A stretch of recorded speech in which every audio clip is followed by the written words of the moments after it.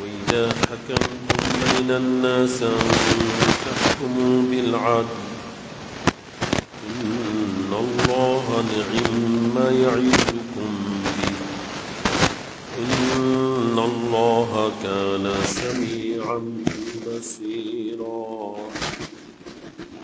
يا أيها الذين آمنوا أطيعوا الله وأطيعوا الرسول وأولي الأمر منكم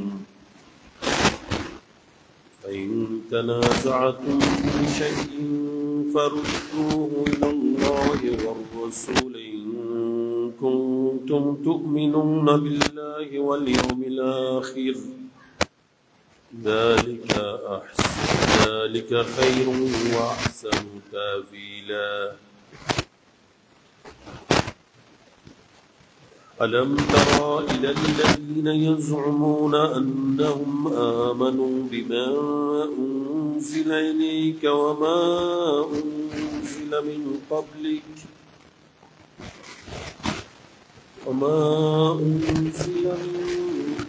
يريدون أن يتحاكموا إلى الطاغوت وقد أمروا أن يكفروا به ويريد الشيطان أن يضلهم ضلالا بعيدا وإذا قيل لهم تعالوا إلى ما أنزل الله وإلى الرسول رأيت المنافقين يصدون عنك صدودا صدق الله المولانا العلي العظيم وصدق رسوله النبي الحبيب المكين الأمين ونحن على ذلك لمن الشاهدين والشاكرين والمطمئنين والحمد لله رب العالمين مولاي صل وسلم دائما أبدا على حبيبك خير الخلق كلهم يا أكرم الخلق ما لي من ألوذ به سواك عند حلول الحادث الأمامي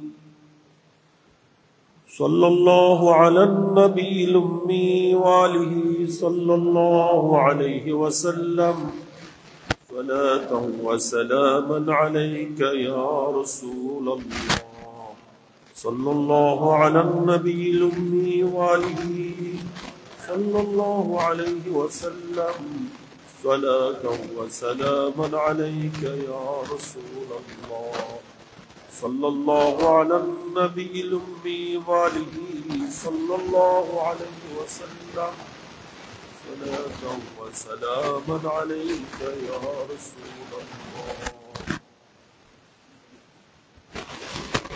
পবিত্র জামাদাত সানি শরীফ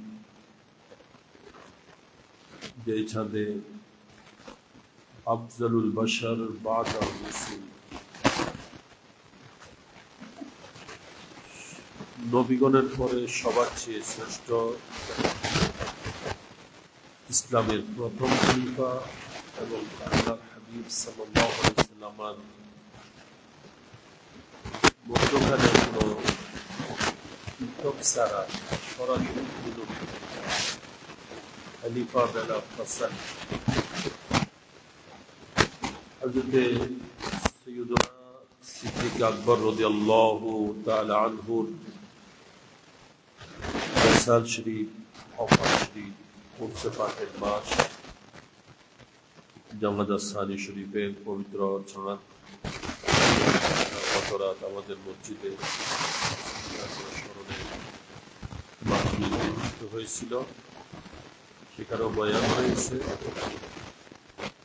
নবীগণের পরে সবার উত্তর এমনকি সিদ্দিক আকবরের শান পেয়ারা নবী বলছেন যে আমার উম্মতের সকল নরনারীকে যদি এক পাল্লা রাখা হয়, সিদ্দিক আকবরকে যদি আরেক পাল্লা রাখা হয়, তারপরও সিদ্দিক আকবরের পাল্লা ভারী হবে। ইনি হচ্ছেন সৈয়দনা সিদ্দিক আকবর রাদিয়াল্লাহু তাআলা। তো জামাত আসসানি ফেরাজ প্রথম জুমা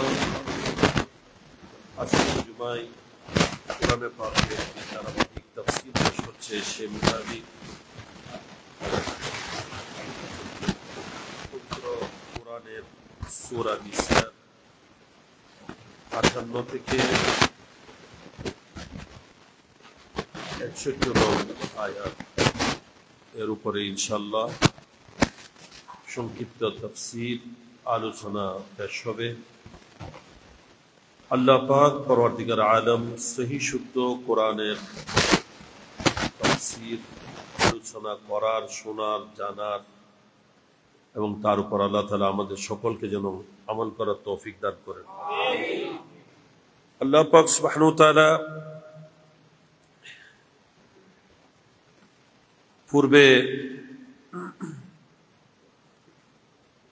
যারা কুফরি করবে তাদের কি শাস্তি, জাহান্নামে তাদের কি ভয়াবহ পরিণতি হবে, আযাব ও শাস্তি তাদের জন্য রয়েছে সে কথা বর্ণনা দিয়েছেন। এবং যারা ঈমান আনবে, আমলে সালেহ করবে, তাদের জন্য জান্নাতে কি কি ধরনের নিয়ামত থাকবে এ সম্পর্কে বিস্তারিত আলোচনা পেশ করেছেন। এবার আল্লাহ পাক সুবহানাহু ওয়া তাআলা ঈমানদারদের এই দুনিয়াতে করণীয় বিষয়গুলোর সম্পর্কে আলোচনা করছেন। আল্লাহ পাক সুবহানাহু ওয়া তাআলা বলছেন, যারা ঈমানদার তাদেরকে আল্লাহর যে নির্দেশ সেটা হলো ইন্নাল্লাহা ইয়া'মুরুকুম আন তুআদ্দুল আমানাত ইলা আহলিহা,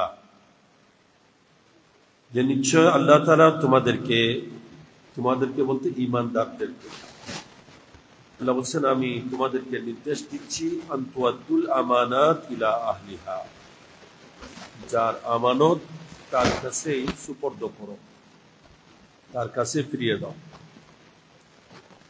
এখানে আমানত বলতে তাফসীরের মধ্যে অনেক ব্যাখ্যা বিশ্লেষণ এসেছে।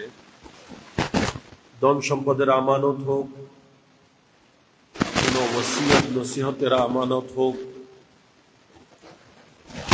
কারো কোনো গোপন কথাবার্তার আমানত হোক, এমনকি সেখানে ইলমি আমানত, আলেম যারা তাদের কাছে আল্লাহর পক্ষ থেকে ইলমের আমানত দেওয়া হয়েছে, এই ইলমের আমানতটাও আল্লাহর বান্দাদের কাছে পৌঁছাইতে হবে।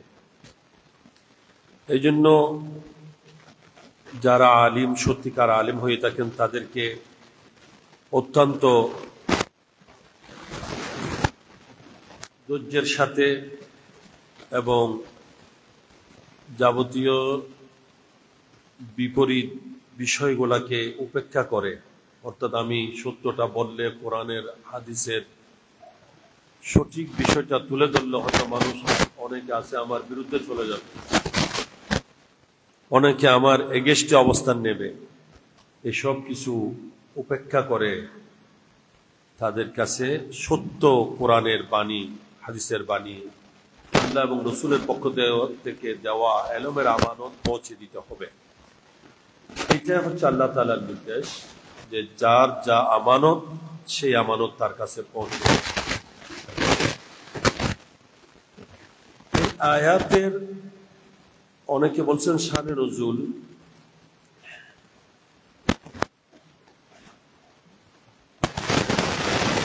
হযরতে সাইয়েদনা উসমান বিন তালহা রাদিয়াল্লাহু তাআলা, যিনি যার কাছে কাবা ঘরের চাবি আমানত ছিল আগে থেকে, হযরত উসমান বিন তালহা রাদিয়াল্লাহু তাআলা মানে অনেক ঘটনা আছে। আল্লাহর নবী হিজরতের পূর্বে যখন মক্কা ছেড়ে মদিনায় পাকে চলে যাবেন, পেয়ারা নবী আল্লাহর ঘর থেকে বিদায় নেওয়ার জন্য তশরিফ নিয়ে গিয়েছিলেন। তখন আল্লাহর নবীর আকাঙ্ক্ষা হয়েছিল যে কাবা ঘরের ভিতর ঢুকে আল্লাহর ইবাদত করবেন। উসমান বিন তালহা উনি ওই সময় ঈমান আনেননি, ওনার কাছে চাবি চেয়েছিলেন, উনি আল্লাহর নবীকে চাবি দেননি। তখন আল্লাহ নবী বলছিলেন, উসমান, ওই সময় কেমন হবে যখন পুরা মক্কা নগরী আল্লাহ তাআলা আমার হাতের মধ্যে দিয়ে দেবেন, আমার হস্তগত হবে, ক্ষমতা আমারই চলবে। এই দিন বেশি দূরে নয়। তো ঠিকই দেখা গিয়েছে 8ম হিজরিতে ফতে মক্কা হলো। সে ফতে মক্কার সময়ে আল্লাহ নবী যখন মক্কা বিজয় করলেন, উসমান বিন আবি তালহা প্রসিদ্ধ মতে, একমতে উনি এর আগেই কিন্তু মদিনায় পাকে গিয়ে ঈমান গ্রহণ করেছিলেন, মুসলমান হয়ে গেছিলেন। তো উনি আল্লাহ নবী যখন মক্কা বিজয় করলেন, তখন উনি স্বেচ্ছায় আল্লাহ নবীর নুরানি হাতে কাবা ঘরে সে চাবি মোবারক নবীর হাতে সুপর্দ করেছিলেন। আল্লাহ নবী সেই কাবা ঘরে প্রবেশ করেছেন, ওখানে নামাজ আদায় করেছেন। বুখারী শরীফে যেটা রিওয়ায়াত আছে, হযরত বেলাল রাদিয়াল্লাহু তাআলা, আব্দুল্লাহ ইবনে উমর রাদিয়াল্লাহু তাআলা হুমা থেকে রিওয়ায়াত আছে, বেলাল রাদিয়াল্লাহু তাআলা সাথে ছিলেন। উনি বর্ণনা দিয়েছেন যে সেখানে নবী এইভাবে নামাজ পড়েছেন। তো এখন আল্লাহ নবীর হাতে সে কাবা ঘরের চাবি, তখন এই চাবির আমানত নেওয়ার জন্য, চাবিটা নেওয়ার জন্য, দায়িত্বটা নেওয়ার জন্য অনেকেই আগ্রহ প্রকাশ করেছিলেন, নবীর দরবারে দরখাস্ত করেছেন। কেউ বলছে, রাসূল, ইয়া রাসূলুল্লাহ, চাবিটি আমাকে দান করুন। এটা একটা বড় সৌভাগ্যের বিষয় যে কাবা ঘরের চাবি ওনার হাতে। তো এটা অনেকেই চেয়েছিলেন।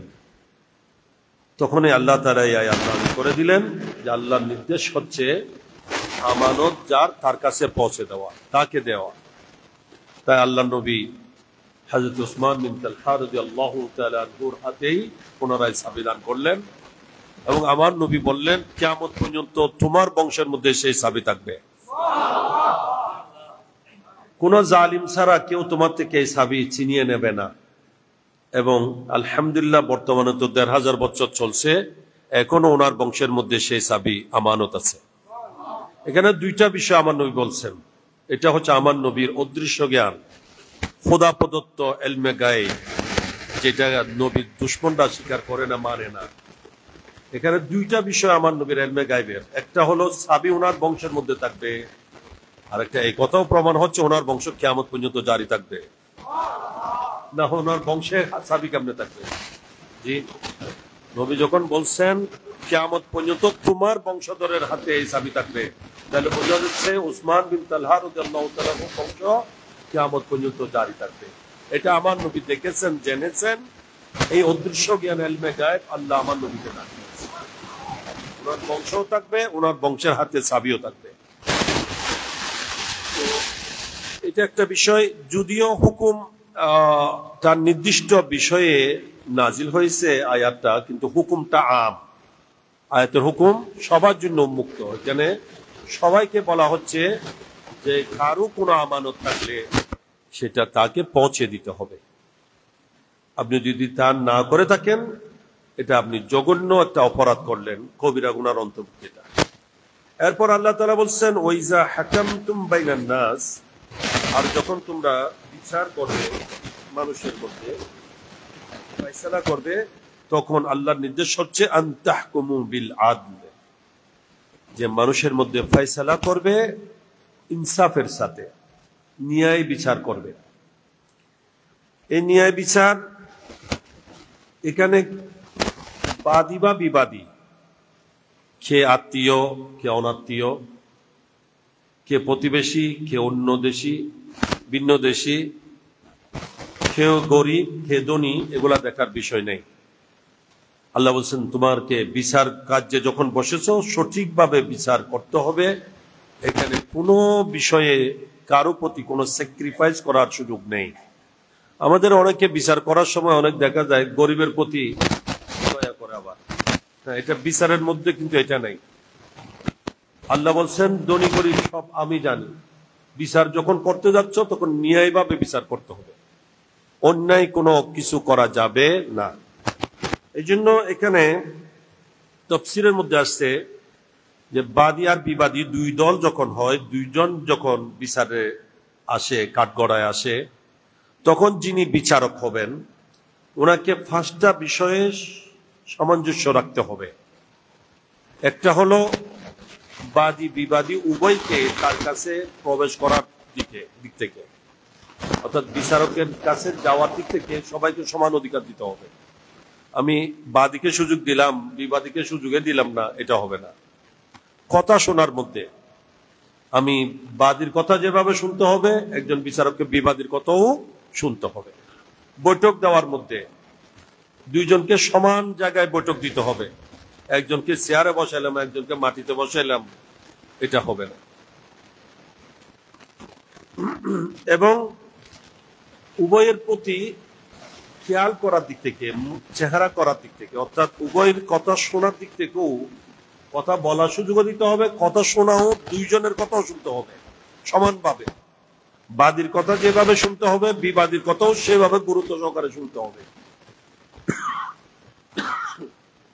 4টা বিষয় গেল। এরপর আরেকটা হলো ফায়সালা দেওয়ার সময়, যে ফায়সালা দেওয়ার সময় উভয়ের হকের রিয়ায়ত করতে হবে, উভয়ের অধিকারের কথা লক্ষ্য রাখতে হবে, সেভাবেই বিচার করতে হবে।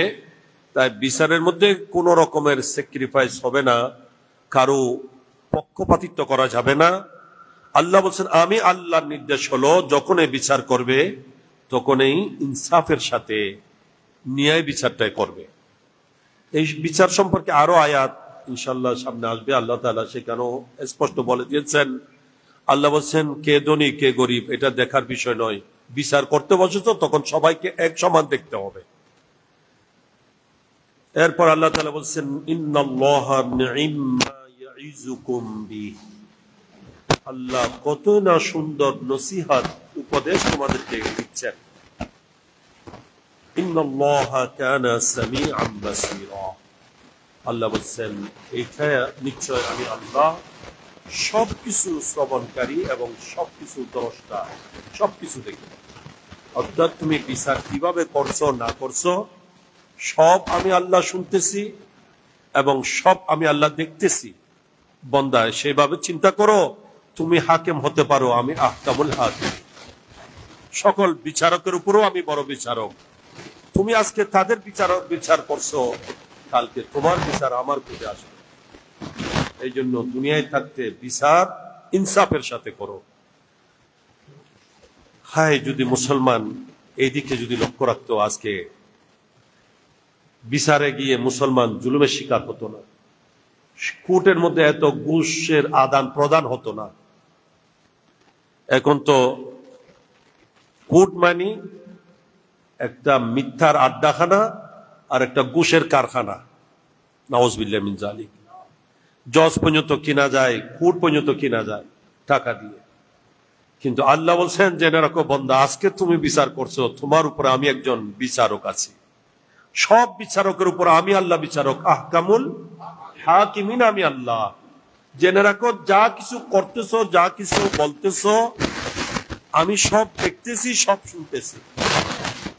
আল্লাহর পক্ষ থেকে বিচারকদের জন্য বড় ধমক। হ্যাঁ, যারা আল্লাহকে ভয় করে ন্যায়ের সাথে ইনসাফের সাথে বিচার করবে, আল্লাহ পাক সুবহানাহু ওয়া তাআলা তাদেরকে পরকালে নূরের মিম্বরের মধ্যে আল্লাহ তাআলা আসন দান করবেন। হাসরের মাঠে তাদেরকে মিম্বরের আসনে আসীন করাবেন, নূরের মিম্বরে, নূরের মিম্বরে তাদেরকে আসীন করাবেন আল্লাহ তাআলা। এটা বিচারক যারা সত্যিকার আল্লাহকে ভয় করে, যারা ন্যায় বিচার করে, তাদের জন্য আল্লাহর পক্ষ থেকে সেই ধরনের পুরস্কার রয়েছে।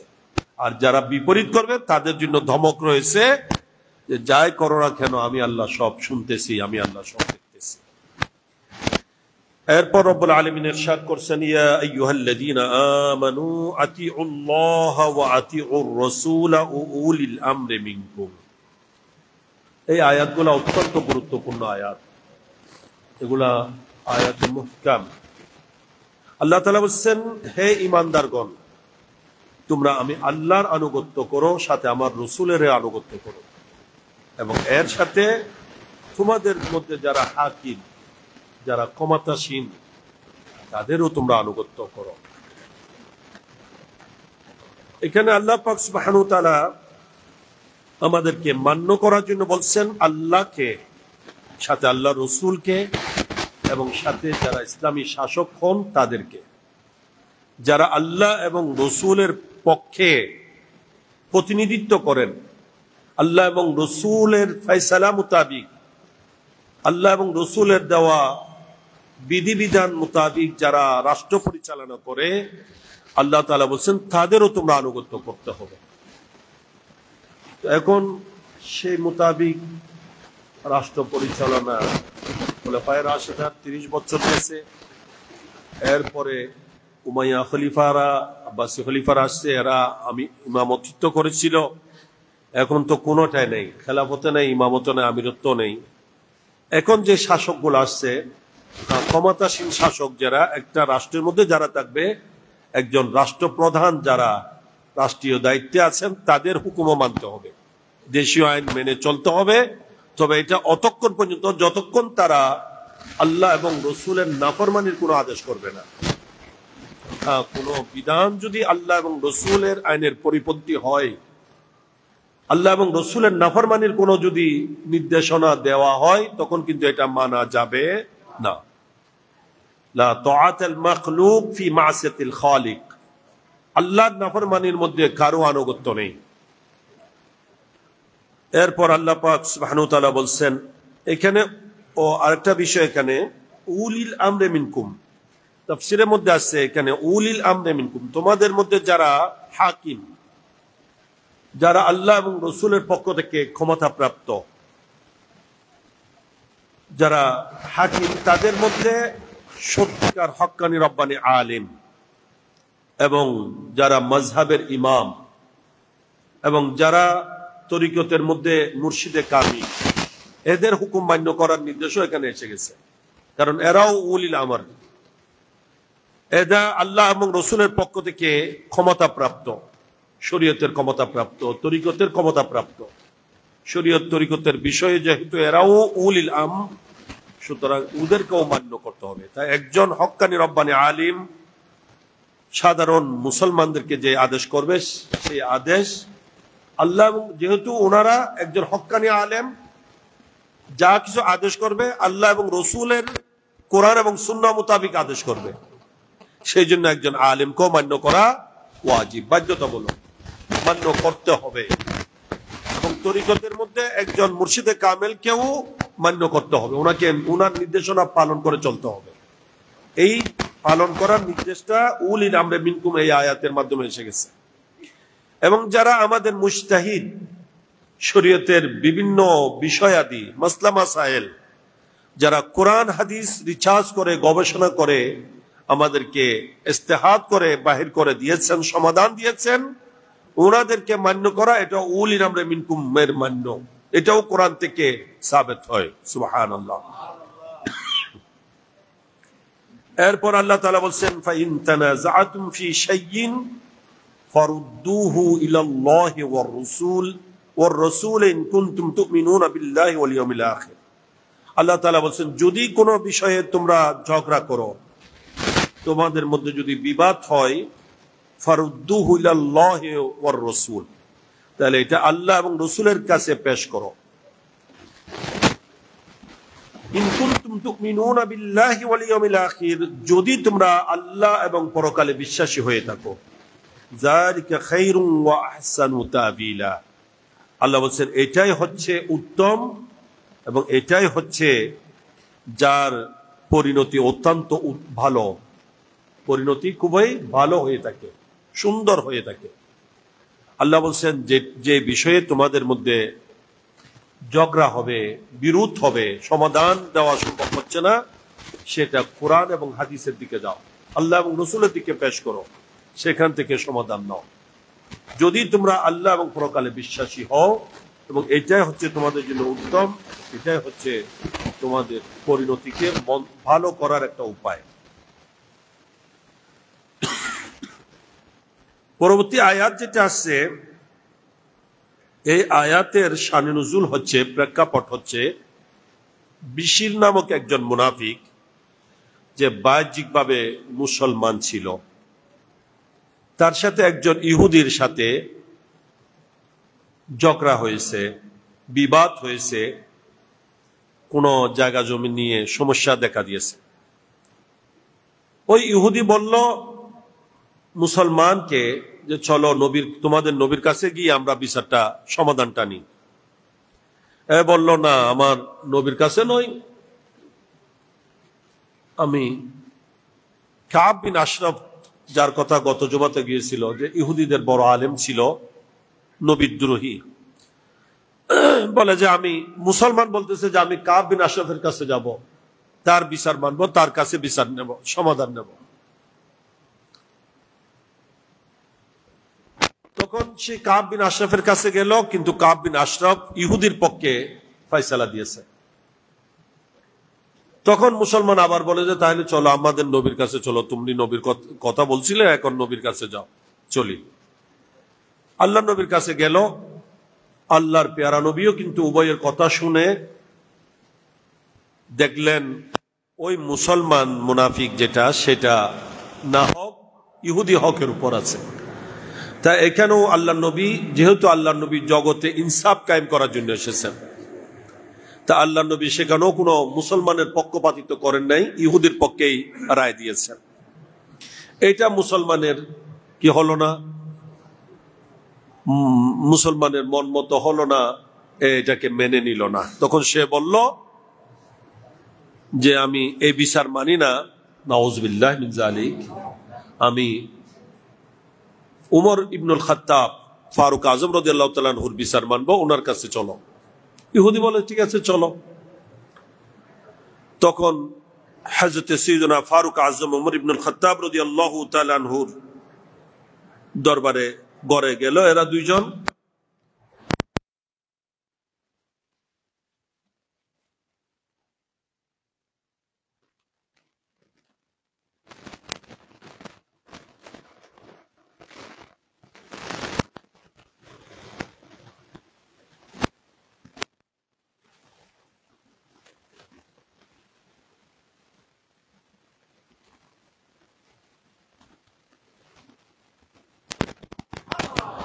কতল করে তাকে জাহান্নামে পৌঁছে দিল।